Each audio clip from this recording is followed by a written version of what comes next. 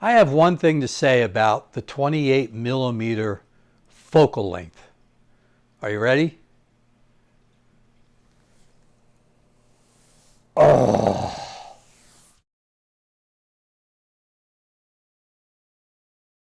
Hey, welcome to another video. In my last one I talked about I wanted to use a few different focal lengths and show you the type of images that you can get with those focal lengths. So the last one I did, or the first one that I started with, was the 50mm. And specifically I used this Voigtlander 50mm f2 Apo and my Nikon Z8. And it wasn't really a review of the Voigtlander 50mm, it was more the types of images you could get with a 50mm lens. And I'm a lot more familiar with a 50mm than I am a 28mm. In a past video or two, I discussed how I joined a local art league, specifically the Lake Worth Art League down here in Palm Beach County, Florida. And I was in there the other day. I stopped in, I had a board meeting or something, and I decided to take my camera and this Thypoch 28mm lens, because I had intended to just walk around town with the 28mm a little bit before and a little bit after the board meeting. And there's only one or two other photographers who are in the group. It's pretty much all painters, and they don't necessarily understand photography. And one of them asked me, why are you just walking around with one lens? Why are you even walking around, period, without any purpose? And I thought it was kind of an odd question coming from an artist. And I had seen her in there before, because if you display in the gallery, you have to sit so many hours a month because it's all volunteer. And this one particular person, I had sat with her before, and I had seen her just painting color wheels. So I asked her, I said, well, why do you paint color wheels? And she went, well, to practice. And I said, well, why do you think I'm walking around with a 28mm lens? And she still didn't get it. She's like, I don't know. I said, to practice, to learn how to use the lens. So I did find that a little interesting, that even coming from an artist, because I find in there are a few who appreciate photography. Now in there, for the most part, I've taken in my platinum prints. I usually hang a platinum print. I've only hung a couple of color prints, and that's when I was, when I had rented out a whole wall. But for the most part, when I only enter one or two per month into the gallery, they've been platinum prints. And then they really don't understand that. There's only one or two, let's say 4 or 5 painters in there who I've come across who can look at my platinum prints and appreciate it for what it is. The rest of them just kind of excuse it as a... And again, I find that a little odd coming from artists. But then again, it's funny how even artists at times don't see photography as an art. And as photographers, that at times can drive us a little crazy. But we get past it, right? Of course we do. So again, she pressed me again and said, well, why that lens? And I explained to her that I had purchased it recently, and I had never really focused and tried to use a 28mm format. And I was very much new to that format, to learning that format, learning that focal length, I should say. And again, she said, well, why bother? And I said, how many different types of subjects do you paint? And she said, oh, well, quite a few. I said, why do you bother? And she just looked at me like, what do you mean? And I just said, well, what do you mean when I say I'm going to try to learn a 28mm focal length? It's something to learn. It's something to keep me invested in wanting to do photography.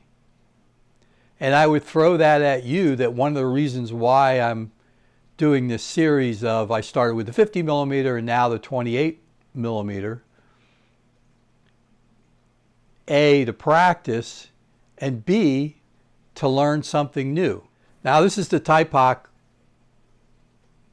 28 millimeter 1.4 manual focus lens that was made for the Nikon Z system. I know very little about lens designs. I only know about, give me the lens, let me put it on my camera and see what kind of images I can get out of it. What do the colors look like? Can I get black and white? Do I get a lot of good contrast in my black and whites? What focal length is it? What can I do with the lens? How it's designed and how many elements and all that kind of thing. I know it plays a part. I can't necessarily tell you why. So I can say the same thing about this Thypoch lens. I only know the type of images that I can and can't get with this lens. And so far, what I can tell you is it's been a big learning experience. And in all honesty, in a way, it's kicking my butt. And I think that if most people were honest about their photography and honest about what they go through, they would tell you when they're starting out, even if they've been doing photography a long time, when they change focal lengths, because I'm very familiar with a 50, and going to a 28, you would think it's not that much different. It's very different. At least for me, it's very different. It's even different from 35 millimeter. Can't explain why, other than you have to compose differently. You have to think differently with the 28 millimeter. And right now, I'm still very much in the learning process of thinking differently. What type of images can I take? And I've watched other people's videos and listened to other photographers talk about how the 28 millimeter, you have to get closer and you have to tell stories. And then I've seen other people say, oh, no, you can stand back with a 28 millimeter and take in this wide range, but you can't have clutter and you can't have this and you have to have this, but not this, and blah, blah, blah, blah, blah, blah, blah. So for me, it goes back to what I told that particular painter at the Art League. You just have to go practice. You have to go learn it for yourself. You know, what someone else does with that focal length doesn't necessarily mean that's what I'm going to end up doing with that focal length. For example, one of the reasons why I got interested in it, there's a photographer over in the UK, Paul Reed, who shoots primarily with a Leica Q2 monochrome, and he does street portraits. He does a few other things, but the majority of what he does are street portraits. And he's really good at it. I mean, if you haven't seen his work, Paul Reed, he's got a YouTube channel. He's very good at street portraits. Black and white street portraits. So I would recommend, if you have any interest in that, go check him out. I don't know Paul. I did buy one of his books. It's pretty good. But go check him out. But that's what got me interested in 28 millimeter, because I never really considered it as a portrait lens. And I still don't think I'm going to use it that much as a portrait lens. For me, I like the 50, the 75, and the 85 a lot more. But the 28, I'm still struggling with what can I do, me personally, with that focal length. And I guess the point to this video is, if you need a little kick in the butt and get inspired with your photography again, change focal lengths. Even if you don't get another lens, let's say you've got a 24 to 70 zoom and you usually shoot it at between 50 and 70 millimeter for whatever reason, stick it on 28 millimeter for a while and just walk around with it and keep it there and see what you can do at that focal length. Or whatever brand camera you have, there's probably a cheap 28 millimeter lens you could pick up for a couple $100 and just walk around and photograph with it. And maybe you'll get inspired. And Now, without necessarily doing a review of this lens, because again, I've only had it for a few months and I'm still trying to figure it out. I will tell you that the big difference between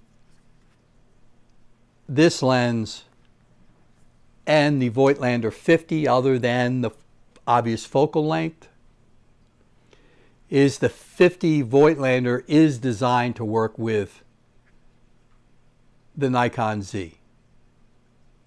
It has the contacts inside the lens so that it will talk to the Nikon system. I find it's easier to focus. Now, it could just be because of my muscle memory. I just know to focus here. With the Thypoch, it has this little thumb thing you could put there, or you can rotate it the same way you can with the Voigtlanders.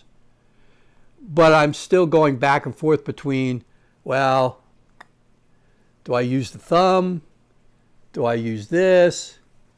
And honestly, maybe because of the design, maybe because I'm just not familiar with it enough yet, it does, the autofocus, even though they're manual focus lenses, the box will come up and it will be a little bit sticky, meaning the box will try to search and find, and then you can, what I do with my Z8 is this bottom function button.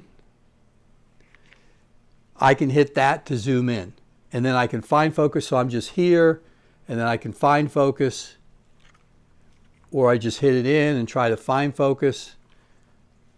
And that's how I've been, at times when I want to really zero in on that focus, that's how I do it. For whatever reason, again, because I've had this Voigtlander for a few years, it does seem to focus a little bit easier with the Nikon Z8. And again, hopefully I'll get used to this and it won't be quite as much of an issue. But I have found that. And the fact that it doesn't have the contacts, you don't get all the same metadata with this lens that you do with the Voigtlanders. Now, I got this as a scratch and dent, and it was also on sale and the whole bit, so I got it for less than half the cost of the Voigtlander, the equivalent 28 millimeter. So if I had it to do all over again, knowing what I know now, would I have tried to save more money and gotten the Voigtlander? I still don't know, because this is it's a different lens. It gives you different colors. There's slightly different colors in a Voigtlander. These seem to be a little bit warmer to me. The Voigtlanders are a little bit cooler. And so I'm still, I don't regret getting this. I think it's a good lens. But I have to admit, partially because of the fact that it doesn't have the contacts and it has a different way of focusing than the Voigtlander, and partially because it's just 28 millimeter, I am struggling with it. So don't think that when you start out or you change focal lengths, you're the only person in the world who ever struggles. People struggle. They have to learn something new. In fairness to 28 millimeter, I can see why a lot of people only shoot 28 millimeter. Once you get used to it, you can do a lot with it. I'm still not convinced it's, for me, I think still think I'm more of a 50 millimeter guy, but I can see where at times I would prefer shooting at 28 over 50. I just still have to learn what are those times. So again, same with the 50. All you can do is go out and practice, practice, practice. Learn how to use your lens. And I'm really struggling learning how to use that lens. I haven't used it enough, and I'm sure I'll get better at it, as you will too if you take your lenses out and practice with them. That's all I got to say. If you feel you need a little kick in the behind, go change focal lengths. Try a different focal length for a while. And it'll inspire you to try and get better. Because right now, even though I might be a little frustrated, it's still making me want to get better with it. I'm going that route. Hey, how can I get better at this? Anyway, thanks for watching. Take good care. Till next time. See you soon.